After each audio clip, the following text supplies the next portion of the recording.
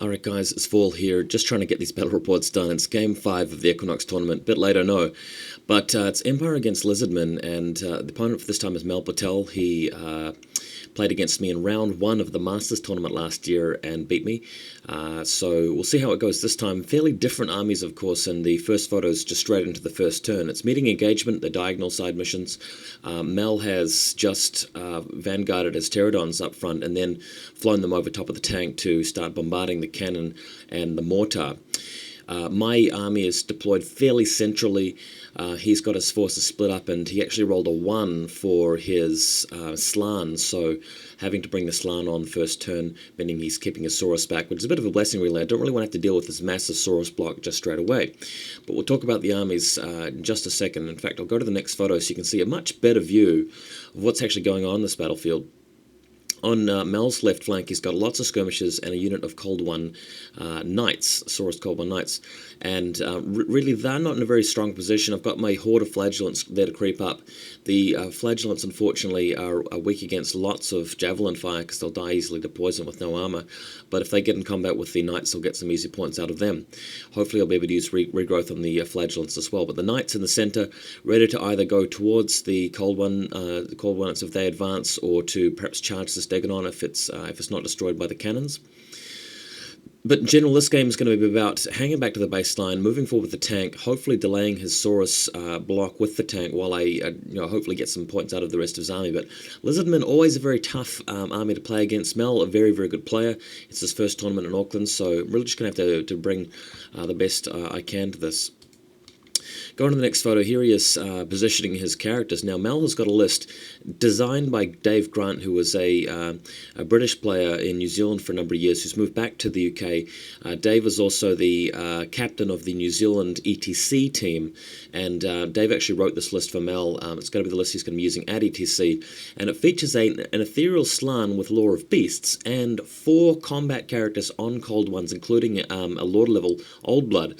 And the idea there is to use the Savage Beast of Horos or Wild Form just to buff all those characters and really make them just crush. And of course this big bunker is worth about 1400 points, so if you don't really kill it, there's no way you can win this game solidly. But how are you going to kill it? It's, you're talking about stubborn with 3 dice, a reroll, and combat characters to galore, so it's a great idea for a list, and I think it will do very well. And my best bet against it is just to bog it down, get points elsewhere if I can, use the cannons to snipe things like the Stegodon, possibly pterodons and things. That's what's going to be happening.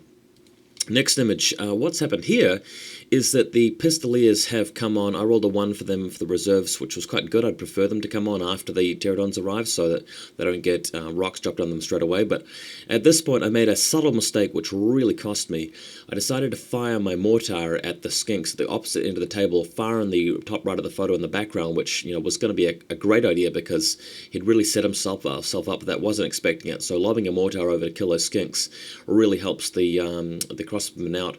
But the mortar was fired first rather than the Pistolier firing first at that lone pterodon there, and the mortar misfired, blew up, caused a panic check on the Pistoliers, who then ran off in the opposite direction before they could fire, which was hugely annoying. I couldn't believe my bad luck there. But what I should have done is fired at the pterodon, because he'd moved the pterodons into the forest. He'd taken wounds from the type of forest it was and difficult terrain and so forth. So that would have given me a great opportunity to destroy those pterodons, give me a chance to attack the other pterodon unit with the Pistoliers as well, and keep the mortar alive for a number of turns. So very angry with myself that happened. Next photo, over the right-hand side, the skirmishers, the skinks, have managed to get out of the way of the flagellants. They are now going to be taking on the crossbowmen. I should be able to beat them with the crossbowmen. I think a better way of winning that would be to move the crossbowmen into close combat, though, where their numbers and their strength and toughness will be superior to the skinks themselves. But with the rest of the army just hanging back and firing as many cannonballs as I can in his Stegodon, not quite killing it yet, but I'll have another opportunity to do so soon. Next image is Stegodon has lost all of its crew members and is down to 3 wounds, and I believe it is actually it's somehow failed its monster reaction test and will be suffering from frenzy and stupidity, sorry, not frenzy, stupidity, frenzy and hatred, which actually could make it more dangerous. So hopefully I'll have another couple of cannon shots to kill it. But the Slan is now active, and he's going to be starting to move towards my lines with that big scary unit. Next image, the Pistoliers have pretty much fled off the board. I think I fled to the edge and then failed the rally check, so I fled off with them again. So just compounding bad luck. I've got Earth's Blood on the guys over here, just in case his Salamander gets too close. But again, the Pterodon's killing another War Machine, and what this will mean is that I'll have to take a panic check at Leadership 8 with a reroll for my big unit of characters, and Halberdiers luckily passing it. But it's very scary with this tournament list because you fail one bad check in a row and that's game over for you. So a bit dangerous. Next image. He's moved his Stegodon right up close to the Knights there, so really that's just a move meaning that he's going to try and take his luck there, and because he's going to have the cannons fired at him anyway. Well, why not? And if the cannons happen to miss him, he's going to have to. I'm going to have to send my Knights in to deal with the Stegodon, which isn't optimal.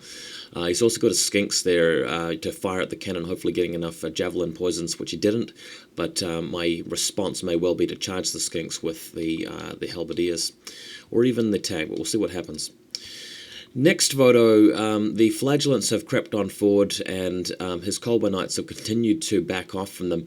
The Crossbowmen have actually been charged by his Skinks, which I believe was a little bit of a mistake from him because the Crossbowmen easily dealt with the Skinks in close combat, so the right-hand side flank is fairly safe for the Empire at this point.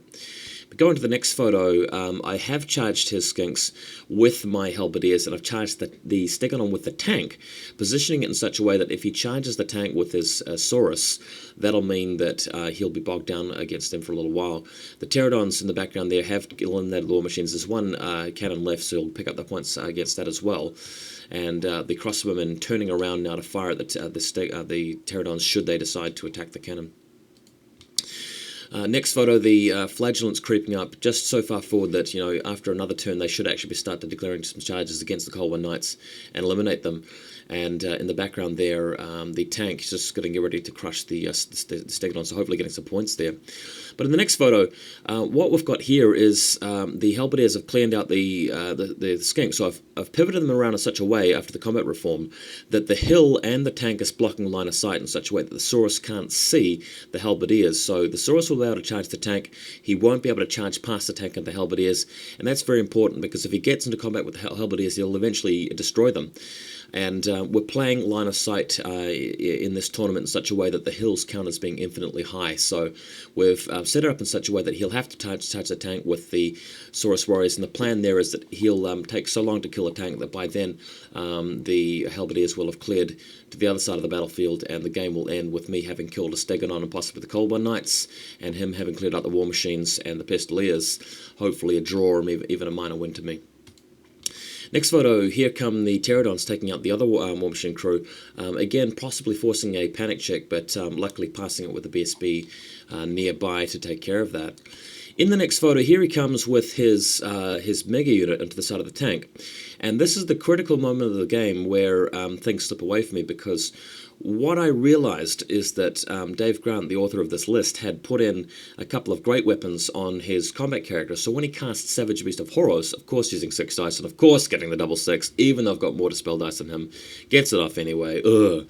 Just a bit of luck, but despite luck, he's got strength 10 on his guys and about 1 billion attacks which hit automatically, and critically wounding on 4 pluses, not 6s, cleaning up the tank in one single round. And of course, what does that mean, guys? He rolls overrun into my Halberdiers. Of course he rolls high enough to collect them, so just nothing going right this game. And in the next photo, you see him flank charging my character Bunker, which is going to mean that I'm going to lose this game by a large margin rather than the small margin that I was hoping for. But, that's a combination of luck and me not realizing that, with those extra great weapons on his combat characters, the spell makes him strength 10, not strength 8, which is all the difference when you're fighting a steam tank. In the background, the Flagellants finally getting into combat with the Colburn Knights and, of course, destroying them. Next image, the fight continues over here with me. I'm holding out as long as I can by casting Unbreakable on my Halberdiers, but to no avail. There's absolutely nothing I can do here. Possibly getting lucky enough to cast Unbreakable or whatever I can enough times to hold them there and have the game end with some of my characters alive, but it's just not looking likely with the next 2 turns available to them. And, that's pretty much how the game ends. I haven't got any more photos of it, but the Knights and the Flagellants clear out. So do the, Crossmen managing to pick off one Pterodon, I believe. But I lose this game by I think a fairly significant margin, 14-6 or something like that, because he does wipe out all of my characters, my General, my Halberdiers, and the lot, while only losing Cold War Knights, a unit of Pterodons, and a Stegodon himself. So well played to my opponent. He rolled a bit better than I did, and I made a few little mistakes here and there, which cost me big time. But hope you guys enjoyed this, and sorry for the delay getting the reports up. By the way, please check out Team Liquid if you're into StarCraft 2. The tournament going on there, TSL 2, is just fantastic. Been watching that. So while you're waiting for some Warhammer, go check out some awesome RTS computer games. Catch you later.